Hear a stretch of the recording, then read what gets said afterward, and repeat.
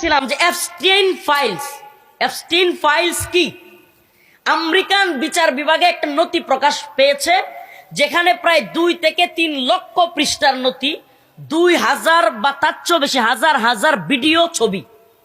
সেগুলোতে দেখা গেছে যে পুরো পৃথিবীর, ওয়ার্ল্ডের নামি দামি যত সেলিব্রিটি, বড় বড় বিলিয়নার, মিলিয়নার, কিংবা বড় বড় ধনকুবের, বিশাল ক্ষমতাশীল প্রভাবশালী ব্যক্তিরা, এই ফাইলসে তাদের নাম পাওয়া গেছে এবং তারা জড়িত। এদের মধ্যে বিল গেটস, কিংবা আমাদের পার্শ্ববর্তী রাষ্ট্র নরেন্দ্র মোদী, কিংবা ওই যে ইলন মাস্ক, আরো বড় বড় নাম এই এপস্টিন ফাইলসে আসছে। এখন আসেন, এপস্টিন ফাইলস কি? এপস্টিন একটা লোকের নাম, যে লোক, যতটুকু এই ফাইলস থেকে জানা যাচ্ছে, তথ্য উদ্ঘাটন করে যে এই এপস্টিন একটা লোক, সে মূলত অনেক বড় একজন ধনী ছিল, ধনকুবের। এগুলা কোনো হাওয়াই কোনো কথা না, এগুলা কোনো ওই কি বলে যে এই সিংবাদ নাকি কয় যে কি একটা দেয় তো, ইয়ামেনের শাহজাদা হাতিম, কিংবা ওই যে আলিফ লাইলার সিংবাদের কোনো কিচ্ছা কাহিনী না, বুঝেন নাই? মানে মনে হইতে পারে আপনাদের কাছে, কয় কি হুজুর, এটা কোন দুনিয়ায় বাস করি? ওরা সেন্ট মার্টিন দ্বীপ চিনেন না? সেন্ট মার্টিন দ্বীপের নাম শুনেন নাই? দ্বীপ আসলে কি, কথাগুলো একটু বুঝাইতে হবে তো আপনাদেরকে। দ্বীপ হলো স্থল থেকে আলাদা জল আকার, সব দিকে জল, মাঝখানে একটা জায়গা বসবাসের, ওইটাকে বলা হয় দ্বীপ। সেন্ট মার্টিন একটা দ্বীপ। তো এরকম একটা দ্বীপ সে কিনে নিছিল এপস্টিন। আমার কথা বুঝতেছেন? এই এপস্টিন সে একটা দ্বীপ কিনে নিয়েছিল, এবং সে ছিল উঠতি বয়সের অনেক বড় বিলিয়নার, মানে অনেক ডলারের মালিক, অনেক টাকার মালিক। সে ওই দ্বীপের মধ্যে তার যত পৃথিবীর বিখ্যাত বিখ্যাত সেলিব্রিটি, খেলোয়াড়, কিংবা রাজনীতিবিদ, পৃথিবীর বড় বড় প্রভাবশালী রাষ্ট্রপ্রধান, এদেরকে ওই দ্বীপে দাওয়াত দিয়ে নিত। এবং ওখানে নাউজুবিল্লাহ, এটা বলতেও আমাদের গায়ে লুম দাঁড়ায় যায়। ওখানে নিয়ে গিয়া ছোট ছোট বাচ্চাদেরকে, এই তথাকথিত মিলিয়নাররা, প্রভাবশালীরা, এই মন্ত্রীরা, রাষ্ট্রপ্রধানরা ছোট ছোট বাচ্চাদেরকে র্যাপ করত। র্যাপ সরাসরি।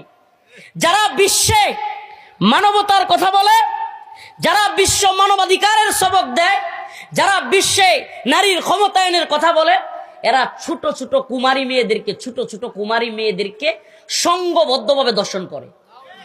আবারও বলছি, এটা আলিফ লাইলার কোন সিংবাদের কথা না, এইটা মার্কিন গোয়েন্দা সংস্থা, মার্কিন বিচার বিভাগ ফাঁস করেছে। তার আগে, এই আলোচনা আরেকটু ভিতরে যাওয়ার আগে, এটার পক্ষে কিছু দলিল আপনাদেরকে দেই। 2009 সালে পুরো পৃথিবীতে একটা ভিডিও খুব ভাইরাল হয়েছিল, পুরো পৃথিবীতে 2009 সালে।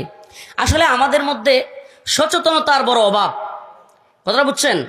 আমাদের মধ্যে সচেতনতার এতটাই অভাব, এবং আমরা এতটাই ভুলো জাতি যে আমরা সবকিছু ভুলে যাই। বাস্তবতা না? বিশ্বাস করেন, আগামী 2 থেকে 3 বছর, বা যে গভর্নমেন্ট ক্ষমতায় আসুক, তাদের মেয়াদ 5 বছর না, 5 বছর যাইতেও পারবে না। 2024 সালের জুলাইয়ের 18, 19, 20 তারিখ, বিশেষ করে 16, 17, 18 তারিখ, যে হাসিনা একেবারে নেটওয়ার্ক বিচ্ছিন্ন করে দিয়া, হেলিকপ্টার দিয়া বাড়ি বাড়ি খুইজা গুলি করছে, দেখবেন যে তারিখ তো দূরের কথা, সাল তো দূরের কথা, সব ভুলে যাবে এই জাতি। এটা কি আপনার বিশ্বাস হয়?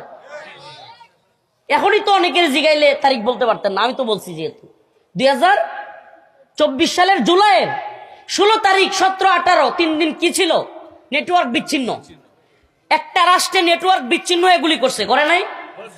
এবং হেলিকপ্টার থেকে গুলি করছে, এবং গুলির অর্ডার সরাসরি রাষ্ট্রের প্রধানমন্ত্রী থেকে আসছে, স্বরাষ্ট্রমন্ত্রী থেকে আসছে। এগুলার ভিডিও আছে, যে স্বরাষ্ট্রমন্ত্রীকে একজন পুলিশ বুঝাই দিচ্ছে যে আমরা গুলি করি একটা, মরে একটা, পরে একটা, সরে একটা। এরপরেও এই বাটপারের দল কি কয়? মেডিকুলাস ডিজাইন, মানে একটা ইংরেজি এই বাটপারের দল আবিষ্কার করছে, কইরা যে এটা একটা চক্রান্ত, আমরা কিছুই করি নাই। কথা বলেন? অতএব আমরা ভোলা জাতি, ভোলা যাবে না। 2009 সালে গাব্রিয়েলা রিকো নামের এক মহিলা, সে ছিল একজন মডেল। মডেল তো বুঝেনি, আপনাদেরকে আর বোঝানোর দরকার নাই, মানে তারকা কিংবা ওই যে নাচ গান বা এই অশ্লীলতা নৃত্য এগুলার মডেল। তো এই মডেল সে হঠাৎ করে মিডিয়ার সামনে কিংবা চিৎকার করে রাস্তায় এসে মেক্সিকোর একটা হোটেল এর সামনে, মেক্সিকোর একটা হোটেলের সামনে আইসা চিৎকার করে বলতে লাগলো, এই আমি মানুষকে খেতে দেখেছি, ওই হোটেলের ভিতরে মানুষকে খাচ্ছে, ছোট ছোট বাচ্চাদেরকে খাওয়া হচ্ছে। চিৎকার করে করে সে বলা শুরু করলো। তখন এই বিশ্ব মিডিয়া এই গাব্রিয়েলা রিকোকে বলল যে সে মাদকাসক্ত হইয়া ভুলভাল বলতেছে এবং সে মেন্টালি তার জ্ঞান নাই। তখন থেকে এই গাব্রিয়েলা রিকো নামের মডেলকে আর খুঁজে পাওয়া যাচ্ছে না, নেই, তার কোনো হুদিস নাই।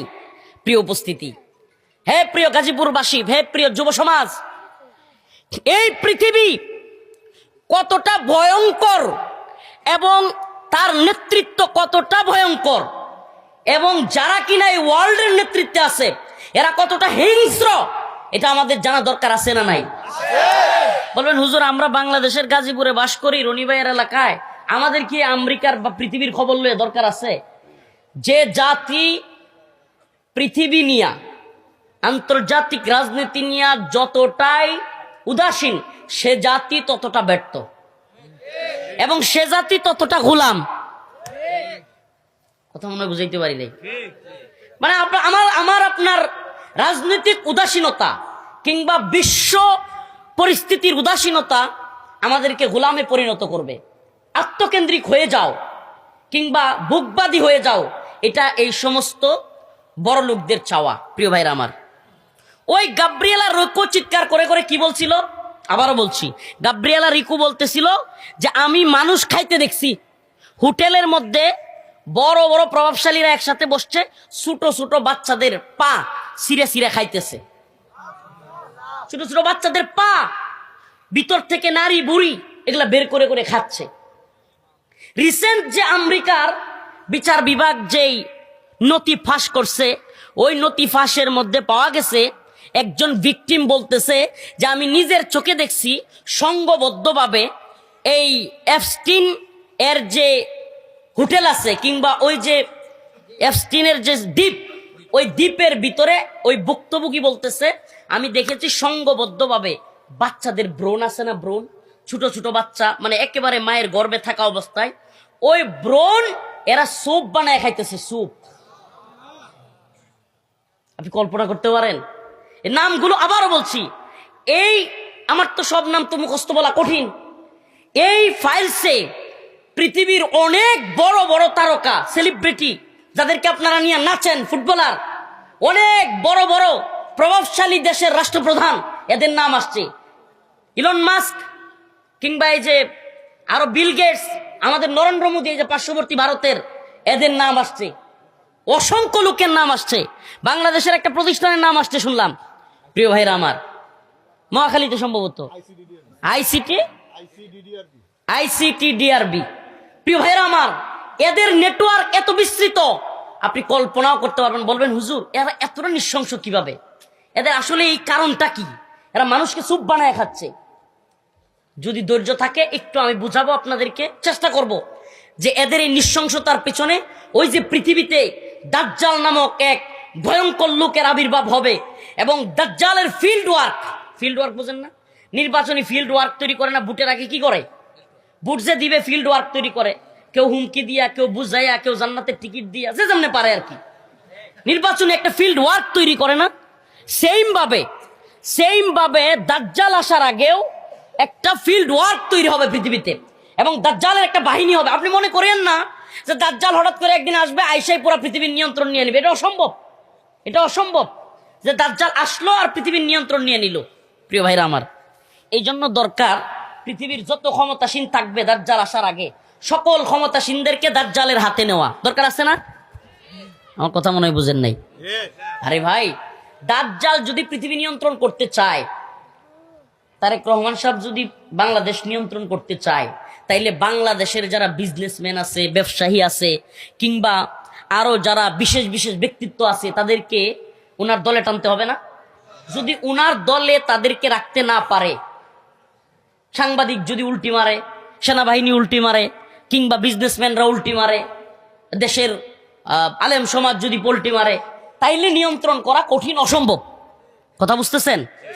তেমনি ভাবে দাজ্জাল, দাজ্জাল পৃথিবীতে আগমনের মানে বিষয়টা অনেকটা আমরা তো হাদিসে জানছি, হাদিস পড়ি, অনেকে বাংলা পড়ি, অনেকে কিয়ামতের আলামত গুলো পড়ার আগ্রহ থাকে, আমরা জানার চেষ্টা করি, করি কি করি না ভাই?